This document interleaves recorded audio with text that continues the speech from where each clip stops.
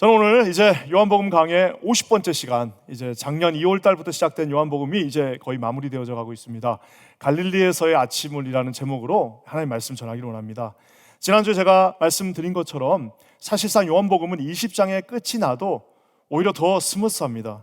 20장의 모든 기록의 목적과 그것을 내가 너희들에게 프리젠트한다는 그 이유를 요한 사도가 20장 말미에 다 넣어놨기 때문에 사실상 요한복음은 20장의 끝이 나줘야지 아주 깔끔합니다. 그렇지만 우리가 지난주에 살펴본 것처럼 무슨 이유였는지 요한은 21장 한 장을 더 더해서 21장으로 우리 자신의 그 모든 것들을 보여주고 있는 것을 봅니다.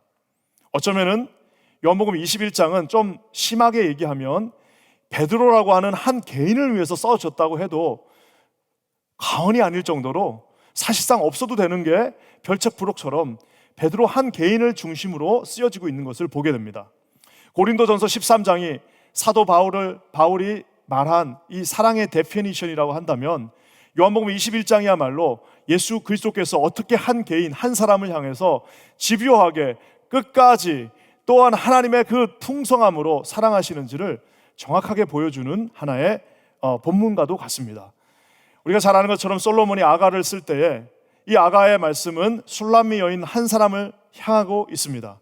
하지만 그 아가서를 읽으면서 저희 모두는 하나님은 이렇게 우리를 사랑하시는 분이구나라는 것을 깨닫는 것처럼 오늘 요한복음 21장이 베드로라고 하는 한 개인을 향하여 쓰여졌지만 실상은 저와 여러분, 우리 모든 교회, 하나님의 사랑하시는 모든 제자들을 향하여 쓰여진 개인의 어떤 러브레터라도 같다라는 것을 우리가 알 수가 있습니다. 저는 오늘 이 갈릴리 바닷가에 서 계시면서 오늘 이 놀라운 21장의 사랑을 우리에게 보여주시는 예수 그리스도를 이 아침에 만나시는 저와 여러분 되시기를 주님의 이름으로 간절히 축원합니다.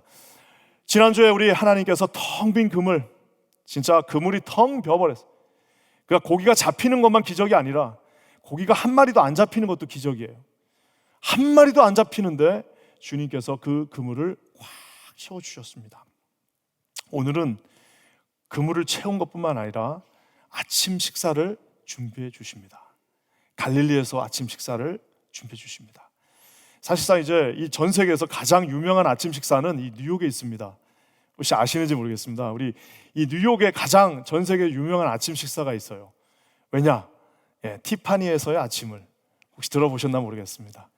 어드리 헵번이 나온 영화죠. 그래서 저 5번가, 우리가 그냥 저 5번가, 저 막히는 5번가에 티파니라고 하는 조그만 보석상이 있는데 거기에 이 어드리 헵번이 이만한 선글라스를 끼고 커피 한 잔 들고 조그만 패스트리 빵 하나 들고 거기서 그 빵을 먹으면서 커피를 먹으면서 저 보석은 언젠가 내 거가 될 거야 라고 하는 그 장면이 이 티파니에서의 아침이라고 하는 정말 유명한 영화의 첫 장면이 같습니다. 근데 사실상 그 영화 자체가 물론 코믹한 로맨틱 영화긴 하지만 그 장면 자체는 굉장히 슬픕니다. 왜냐?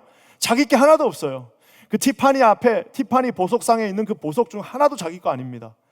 맨하탄은 화려하지만 자기는 화려하지 않습니다.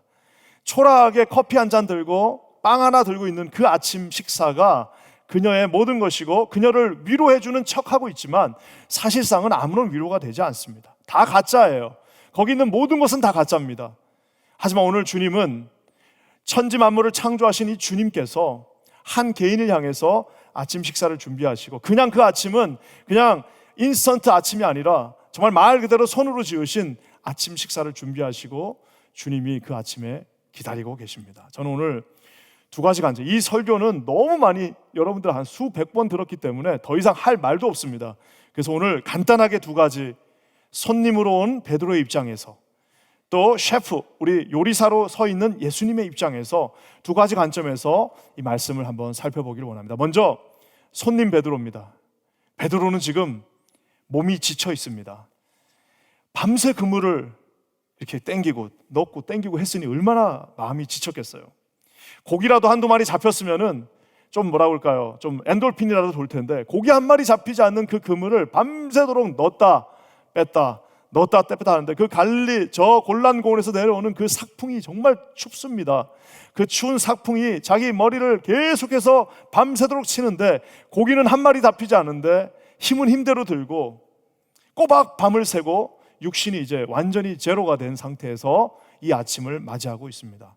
근데 사실상 몸이 지친 거는 어떻게 정신력으로라도 한번 극복해 볼 수가 있는데요, 사실상 그가 정말 지치고 정말 그의 육신이 피폐해진 이유는 어쩌면은 그의 영혼이 갈기갈기 찢어져 있다라고 생각하시면 됩니다. 주님을 3번 좀 큰 소리를 안 쳤으면 덜 창피할 텐데 가는 데마다 큰 소리를 쳤어요. 베드로는 가는 데마다 맨 앞에 서 있었어요. 가는 데마다 호언장담을 했습니다. 가는 곳마다 내가 다 버려도, 심지어 비교까지 하면서 다 버려도 나는 그러지 않겠다라고 하는 것을 우리가 잘 알고 있습니다. 큰 소리만 안 쳤어도 조금 덜 창피할 텐데 큰 소리를 쳤던 바람에 갈기갈기 찢어진 영혼이 밤새도록 한 마리 고기도 잡지 못했으니 여러분 그 마음이 얼마나 힘들었겠습니까? 여러분, 이래서 이 베드로 아마 누구의 눈도 못 쳐다봤을 거예요. 사랑하는 성도 여러분, 사람들이요 이렇게 크게 실패하고 크게 절망하고 크게 고통스러우면 누구의 눈을 쳐다보는 것 자체가 쉽지 않습니다. 그러니까 자꾸 눈을 안 쳐다보려고 하니까 어떻게 되는 거예요? 자꾸 자기 혼자 가게 되고 아무도 없는 곳 찾게 되고 불 끄게 되고 아무도 못 들어오게 하고 전화기도 다 꺼놓고 하는 이유가 뭐예요? 몸만 피곤한 게 아니라 영과 혼과 육 자체가 심신이 다 지쳐버려서 누구도 만날 수 없는 정말 어려운 상황에 이 베드로가 취해져 있습니다. 사랑하는 성도 여러분, 아둥바둥하는 이 삶은 어째 보면은, 자, 어떻게 보면 뉴욕, 아까 제가 티파니 아침을 말한 것처럼 이 화려한 곳에, 이 세계 모든 중심이라고 하는 그곳이지만 사실상 우리의 삶은 화려하지 않지 않습니까? 사실상 우리는 그곳에서 매일매일 하루하루를 살아나기 위하여 몸부림치고 있지만 여러분, 그 몸부림조차도 어떨 때는 쉽지 않은 것을 보게 됩니다. 좀 잠도 줄여보고 삶의 여유도 다 차단한 채 내가 이렇게 좀 하면 될 거라고 생각하지만 사실상 우리의 삶 자체는 매일매일이 어찌 보면은 지치고 낙심한 삶이 될 수 있습니다. 그때 정말 감사한 것은 갑자기 요한이 외칩니다. 주님이시다라고 외칩니다. 여러분, 주님이시다라고 하는 그 말을 듣는 순간 이 손님 베드로가 다시 옛날의 그 베드로의 모습으로 돌아갑니다. 여러분, 우리 7절과 8절 말씀 한번 읽어볼까요? 7절과 8절입니다. 시작. 예수께서 사랑하시는 그 제자가 베드로에게 이르되 주님이시다 하니 시몬 베드로가 벗고 있다가 주님이라 하는 말을 듣고 겉옷을 두른 후에 바다에 뛰어내리더라. 다른 제자들은 육지에서 거리가 불과 한 50칸쯤 되므로 작은 배를 타고 물고기 든 그물을 끌고 와서 침울해져 있고 낙심해져 있고 누군가하고 눈 마주치는 것 자체를 포기했지만 주님이시다라는 얘기를 들으니까 베드로가 어떻게 해요? 갑자기 옛날 그 본성이 드러나면서 갑자기 자기 겉옷을 두르고 90칸, 여기가 저기 짧은 거리가 아닙니다. 저기가 지금 몇 칸이라고 돼 있어요? 예, 약 90칸 정도 됩니다. 50칸, 즉 한 100야드 정도, 거의 한 90m, 100m 달리기 하는 그 거리예요. 거기를 그냥 첨벙 뛰어들어서 막 지금 바닷가 수영을 하면서 자기 지금 온 힘을 다해서 예수님을 향해 달려가고 있는 베드로의 모습을 봅니다. 미숙하고 약하고 연약해서 주님을 부인은 했지만 정말 주님이시다라는 그 말을 들으니까 좌우 옆을 살펴보지 않고 다시 베드로로 돌아가서 그 앞을 향해 수용하고 나가고 있는, 이것이 바로 베드로의 모습입니다. 사랑하는 성도 여러분, 자, 그럼 베드로가 거기를 수용해서 가면 뭐 좋은 점이 있을까요? 주님한테 좋은 점이 있을까요? 아무것도 없습니다. 사실상 성경을 자세히 읽어보면 수용을 해서 갔던 베드로보다 어쩌면 저 배가 먼저 도착했을 수도 있습니다. 자기 미안했던 마음에 위로를 줄 수는 있어도 예수님의 사역이나 예수님의 그 지금 고기 굽고 하는 거에는 아무런 도움이 되지 않지만 어쨌든 베드로는 뛰어내렸습니다. 사랑하는 성도 여러분, 먼저 도착했다 하더라도 사실상 예수님이 다 해놓으셨어요. 아무것도 할 일이 없는 그곳에 지금 베드로가 풍덩 뛰어들었습니다. 왜요? 그냥 자기 감정을 어떻게 정리는 못하겠어요. 자기가 잘못한 것을 알고는 있지만 그래도 예수님이 너무 좋은 거예요. 자기가 면목은 없지만 그래도 예수님 앞에 가고 싶은 마음이 있는 겁니다. 그러니까 어떻게 해요? 이런 저런 거를 다 계산을 하지 않고 90m 되는 거리를 뛰어내려서 그 앞을 막 헤치고 나가는, 지금 자기가 가서 뭐라고 말해야 되지? 나는 예수님한테 무슨 말을 해야 되지라고 하면서 가고 있는 베드로의 모습이 정말 지금 이 손님의 모습으로 비춰지고 있습니다. 사랑하는 성도 여러분, 주님은 그때 어떤 표정을 지었을까요? 아유, 저 베드로 또 시작했구나. 쟤 저거 도움도 안 되면서 또 저 일을 하네. 그 베드로는 3년 내내 주님한테 도움이 된 게 별로 없습니다. 자기는 주님을 위한다고 했지만 계속 주님을 난처하게 만들고, 자기는 좀 주님한테 뭔가를 도움을 준다라고 했지만 실상은 주님의 마음을 난처하게 만드는 일밖에 없지만, 지금 베드로가 그곳을 향해 나가고 있는, 주님이 정죄하셨을까요? 도움이 안 되면서 또 일 저지르네, 저렇게 성격 급하고 맨날 저러니까 맨날 배신자 소리 듣지 하면서 주님이 이렇게 정죄하셨을까요? 저는 그렇게 보지 않습니다. 저는 좀 이렇게 상상합니다. 주님이 베드로가 저기 수용회 올 줄 알았을까 몰랐을까요? 당연히 알죠. 거기를 그냥 옷은 두르고 나름대로 예의는 갖추고 막 수용회 오는 그 모습을 보면서 저는 주님이 활짝 웃으셨다고 믿고 있습니다. 활짝 웃으면서 그 주님 베드로를 기다리고 있는 그 장면을 오늘 우리가 상상할 수 있습니다. 사랑하는 성도 여러분, 우리의 삶 자체가 어차피 주님께 그렇게 도움이 되는 삶이 아닙니다. 우리가 생각할 때는 우리가 뭐 많은 일을 하는 것 같고, 아유 내가 목사쯤 됐으면 나는 뭐 하나님 앞에 엄청난 컨트리뷰션을 주는 것 같고, 내가 장로고 권사고 집사면은 내가 뭔가를 하는 것 같고, 내가 그래도 이 교회에서 이 정도 했으면 내가 많은 일들을 하는 것 같지만, 어쩌면 주님은 우리가 하는 일 때문에 힘들어하실 수도 있어요.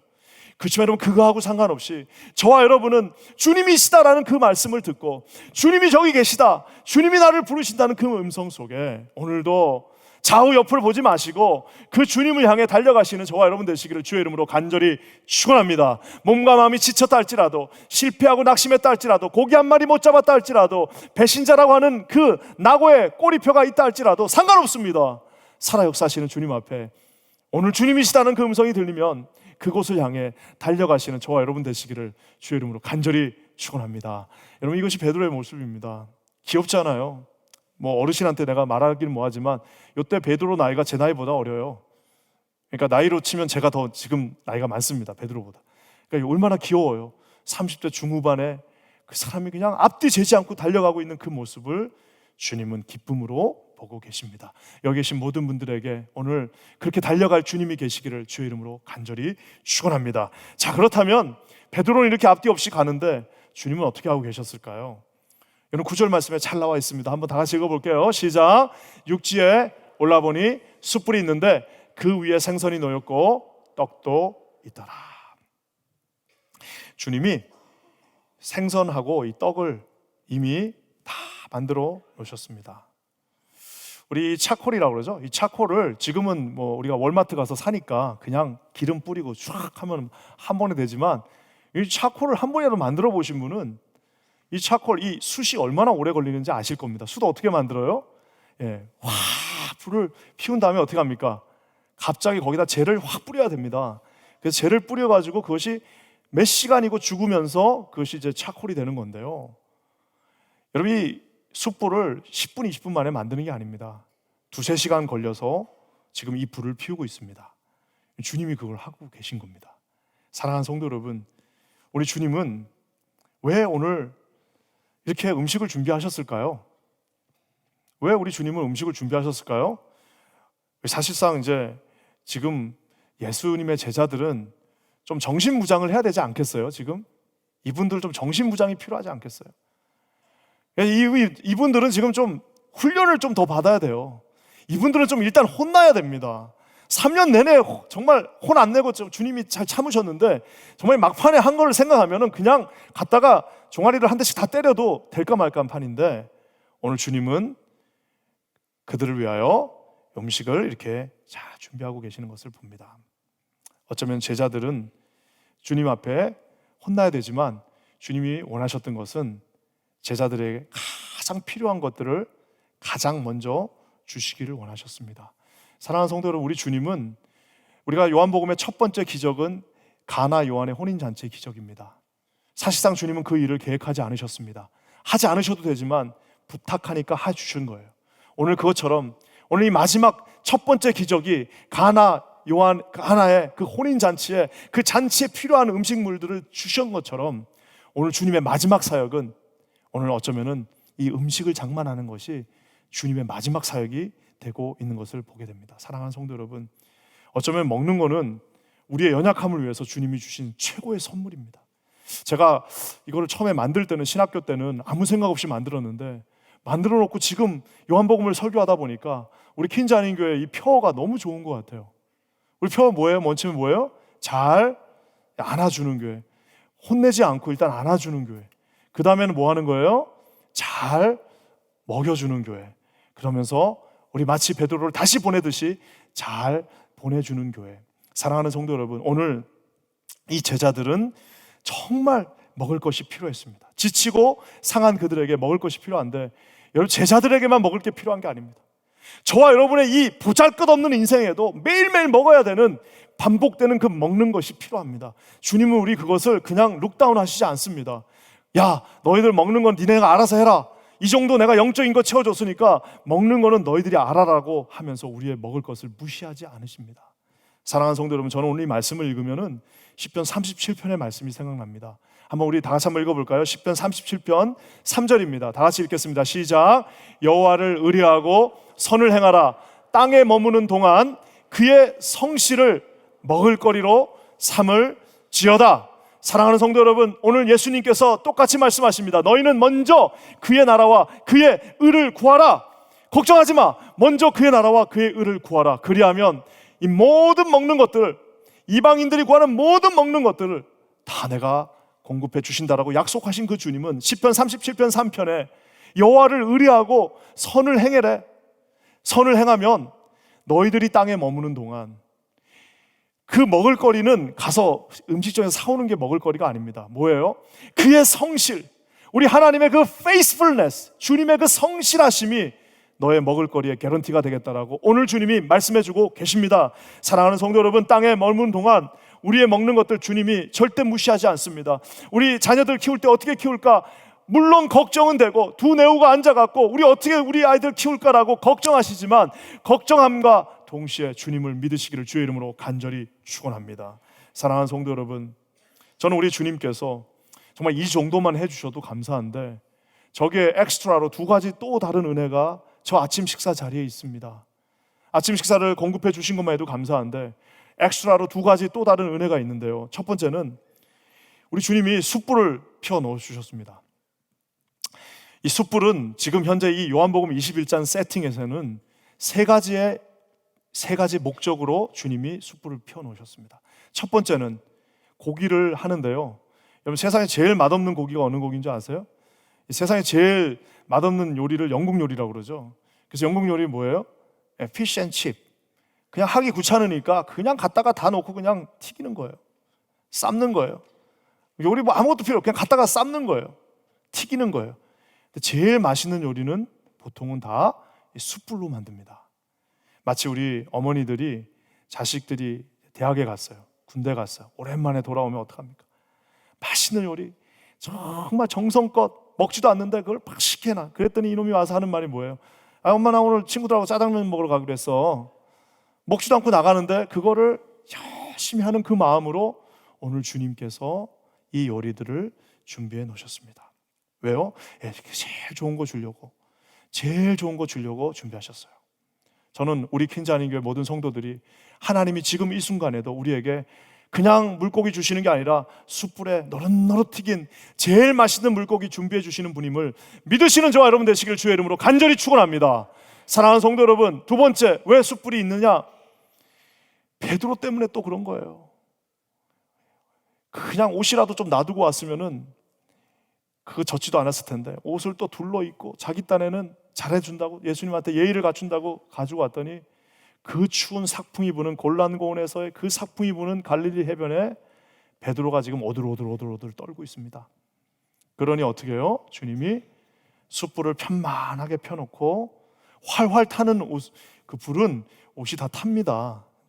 활활 온 편판하게 숯불이 있는 것은 옷이 잘 마르게 해주십니다. 우리가 잘 아는 것처럼 이 제자들의 이 몸을 녹이기 위해서 숯불을 잘 골고루 해놓으셨어요. 자, 근데 세 번째 또 이유가 있습니다. 제가 지난번에 우리 특사금철 때 요한복음 설교하면서 요한복음 전체에서는 숯불이라는 단어가 딱 2번 나옵니다. 우리가 잘 아는 것처럼 18장에 베드로가 제사장 뜰 안에서 예수님을 배반하는 그 장면의 배경이 숯불입니다. 예수님 지금 막 얻어맞으시고 계시고, 예수님은 능욕당하고 계시고, 예수님은 지금 십자가를 지시고 계신데, 베드로는 자기 몸 하나 건사하겠다고, 베드로는 자기 몸 하나 좀 따뜻하게 하겠다고, 예수님 지금 다 빨가벗겨서 그 채찍 맞고 혼나고 계신데, 베드로 자기 몸 하나 건사하겠다고 서 있었던 장소가 바로 숯불, 차콜이 있던 그 장소입니다. 요한복음에서 딱 2번 등장하는 이 단어. 사랑하는 성도 여러분, 자기의 몸을 녹이려고 갔던 그곳에 오늘 주님께서는 그 부활하신 주님이 똑같은 장면으로 숯불을 피워놓고 계십니다. 사랑하는 성도 여러분, 우리 주님은 상처난 과거를 절대 그냥 대충 묻어버리고 가지 않습니다. 인간들은 그냥 대충 묻어버리고, 야, 잊어버려, 없던 일로 하자, 그냥 시간 지나면 다 없어진다 라고 얘기하지만, 주님은 그렇게 하지 않습니다. 왜? 사랑하는 성도 여러분, 모든 이스라엘 메디테리안의 모든 음식은 다 숯불로 만듭니다. 만약에 여러분 이 21장이 없으면 베드로는 매일 밥 먹는 순간마다 그 앞에서는 고난당하고 계시고, 그 앞에는 능욕당하고 있지만, 자기 몸 하나 건사하겠다고 거기서 숯불 피우면서 거기서 3번씩이나 주님을 부인한 그 숯불이, 이글이글거리는 그 지옥과 같은 그 숯불을 아마 잊을 수 없을 것입니다. 평생 살면서 21장이 없었으면 그분은 다시 사도로 돌아오기도 쉽지 않았을 거예요. 하지만 오늘 주님은 똑같은 장면을 다르게 세팅하시고, 그 숯불 위에는 고기가, 그리고 그 숯불 반대편에는 어떤 주님이라고 그랬어요? 환하게 베드로를 보시면서 웃고 계신 그 주님이 이글이글거리는 숯불 반대편에서 베드로를 향해서, 야, 이 고기 좀 먹어봐 라고 하는 그 마지막 기억을 18장의 기억과 바꾸어 버리십니다. 사랑하는 성도 여러분, 우리가 잘 아는 것처럼 요한복음의 우물가의 여인, 사마리아 여인에게 있어서 우물가는 수치의 장소요, 가장 비참한 정오 낮 12시에 가장 비참한 장소는 바로 우물가입니다. 하지만 주님은 그 우물가에서 그 여인을 만나시고, 네 남편 5을 데려오라라고 말씀하시면서, 가장 수치스러웠던 그 과거의 우물은 이 여인에게 있어서 가장 영광스러운 자리, 예수 그리스도를 직접 만난 가장 거룩한 자리로 치환시켜 주시고 변화시켜 주신다는 사실입니다. 사랑하는 성도 여러분, 오늘 숯불은 그냥 주님이 따뜻하게 만들려고 피워놓은 것이 아닙니다. 오늘 사랑하는 제자에게 그의 마지막 기억이 예수 그리스도의 환하게 웃는 기억으로 변화시켜 주시는 영광과 약속과 축복의 자리라는 사실을 기억하시는 저와 여러분 되시기를 주의 이름으로 간절히 축원합니다. 사랑하는 성도 여러분, 우리 주님 정말 좋으신 분입니다. 여러분 믿으십니까? 우리에게 가장 좋은 것을 가장 좋은 시간에 주시는 하나님이십니다. 그 주님을 신뢰하시는 저와 여러분 되시기를 주의 이름으로 간절히 축원합니다. 그러면서 또 한 가지, 숯불이 가장 큰 은혜라면 더 큰 은혜가 있습니다. 저도 사실은 이 2번째 거는 이번에 설교를 준비하면서 깨달았어요. 일주일 내내 이 말씀을 묵상하면서, 야, 이런 게 있었구나라고 깨달았습니다. 우리가 잘 아는 것처럼 이미 음식은 다 준비가 끝이 났습니다. 거기에 이미 고기 다 준비 끝났어요. 떡까지 다 끝났습니다. 이미 모든 세팅 다 끝났습니다. 근데 주님이 놀라운 부탁 하나를 하십니다. 그 부탁이 뭐냐? 10절 말씀입니다. 한번 다 같이 읽어볼게요. 시작. 예수께서 이르시되 지금 잡은 생선을 좀 가져오라 하시니. 저는 이 장면에서 예수님한테 정말 고마움을 느낍니다. 다 끝났어요. 이제 더 이상 예수님께서 갈릴리에서 제일 좋은 고기로 제일 멋있게 그리고 완벽하게 아침 식사를 다 끝내 놓으셨습니다. 더 이상 할 일이 없어요. 주님께서 말씀하십니다. 베드로에게요. 네가 잡은 것 좀 가져와 달라고. 그것도 같이 먹자 우리. 지금 2마리 더 구워야 되는데 2마리 더 구워야 되는데 난 네가 잡은 그 고기를 굽고 싶어. 주님이 꾸실 수도 있는데 네가 잡은 그 153마리 중에 2마리 가져와라. 그거 우리 같이 꺼서 그것도 같이 먹자라고 오늘 주님이 손을 내미십니다. 사랑하는 성도 여러분, 놀라운 사실은 그 2마리도 사실상 베드로는 못 잡았어요. 밤새도록 2마리도 못 잡았습니다. 그 2마리마저도 사실상 주님이 주신 거예요.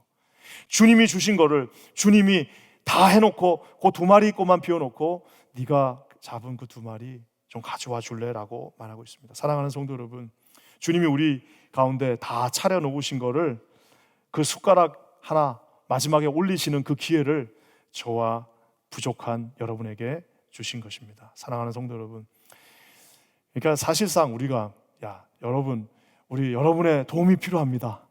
여러분이 도와주셔야 우리가 선교를 갈 수 있습니다. 여러분이 11조를 해주셔야지 우리 교회가 운영이 됩니다. 여러분이 이번 달에 우리가 재정이 좀 부족하니까 여러분 함께 해주셔야 됩니다. 이런 말 자체가 얼마나 유치합니까? 사랑하는 성도 여러분, 주님은 우리의 아무 도움이 필요 없습니다. 사랑하는 성도 여러분, 우리가 지금 여기서 우리가 다 손 놔도 주님은 그 일을, 원하는 그 일을 하시게 되어져 있습니다. 우리가 헌금하고 우리가 직분을 유지하고 우리가 하나님 앞에 봉사하고 우리가 최선을 다하는 이유는 하나님께서 마지막에 다 만드셨지만, 사랑하는 바나바야, 네가 잡은 그 고기 그것도 2마리 좀 가져와 줄래? 나 그거 쓰고 싶다. 나 네 손이 좀 필요하다. 나 네 다리가 좀 필요한 것 같아. 야, 네 지갑 좀 열어줘야 될 것 같아. 왜요? 우리가 필요해서가 아닙니다. 주님이 우리를 그 아침에 그 피스트로 우리를 초청하고 계시기 때문입니다. 사랑하는 성도 여러분, 그래서 음식을 준비해 주셨고, 그래서 숯불을 피우셨고, 그래서 우리에게 손을 벌리셨습니다. 그래서 나에게 이 부탁을 해주시는 것이 가장 큰 은혜입니다. 사랑하는 성도 여러분, 한번 따라해 보세요. 나에게 주님이 부탁하시는 것이 가장 큰 은혜다. 또 한 가지, 순종하는 것이 가장 큰 지혜다. 사랑하는 성도 여러분, 우리 교회가 하지 않으면요, 우리 교회보다 더 좋은 교회가 있을까요, 없을까요? 옛날에는 없다고 그러시더니 물론이죠. 우리 교회보다 더 좋은 교회가 수천 교회가 있습니다. 우리가 안 와도 그 고기 2마리 갖다 줄 교회는 수천 교회가 있습니다. 우리 가정보다 더 예수님 잘 믿는 가정이 있을까 없을까요? 많죠. 고기 2마리가 아니라 2,000마리 갖다 줄 가정들도 있을 겁니다. 하지만 주님 2마리 원하십니다. 사랑하는 성도 여러분, 나보다 우리 주님 일 더 잘하는 사람 많을까요, 적을까요? 여기다 줄 세우면은 우리는 수능 점수로 했으면 줄 서지도 못합니다. 하나님께서 그럼에도 불구하고 2마리 가족, 나 너랑 같이 사역하고 싶다라고 말씀하고 계십니다.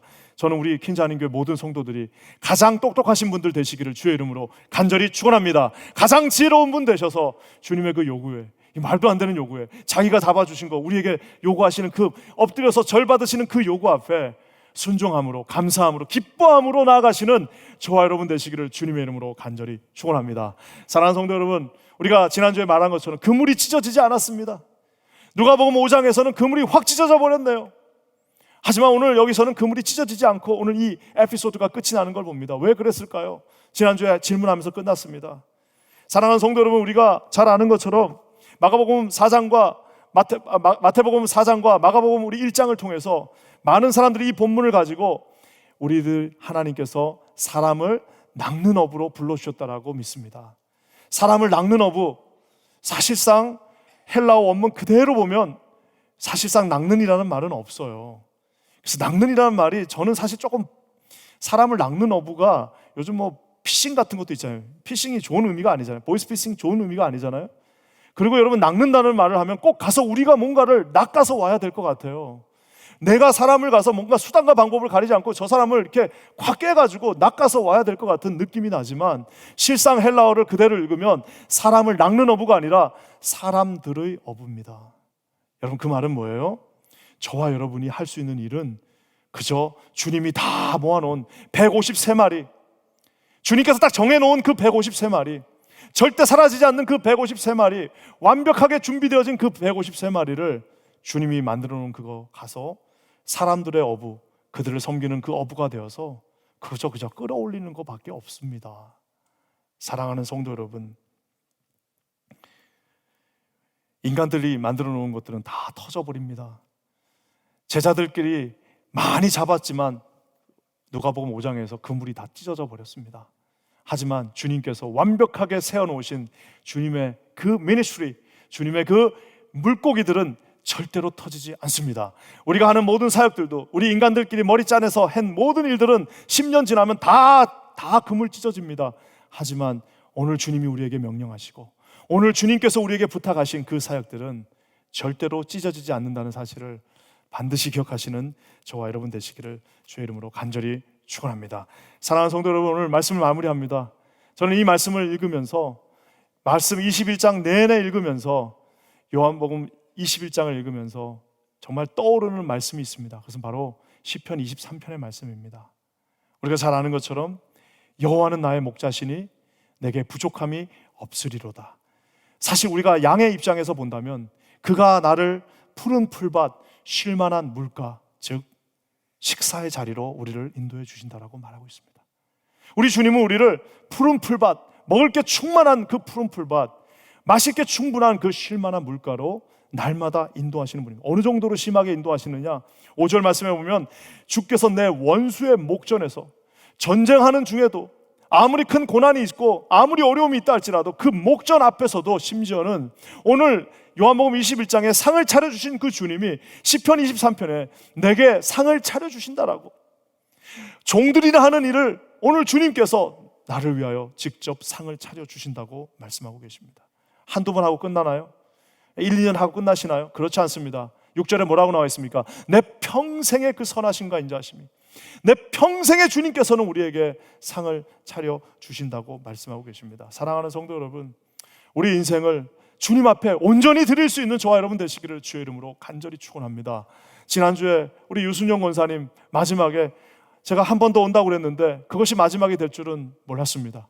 병원에 가서 권사님 누워 계신데 돌아가시는 그 임종의 자리에서 무슨 말씀을 전하겠습니까? 권사님, 우리 시편 23편 읽어요.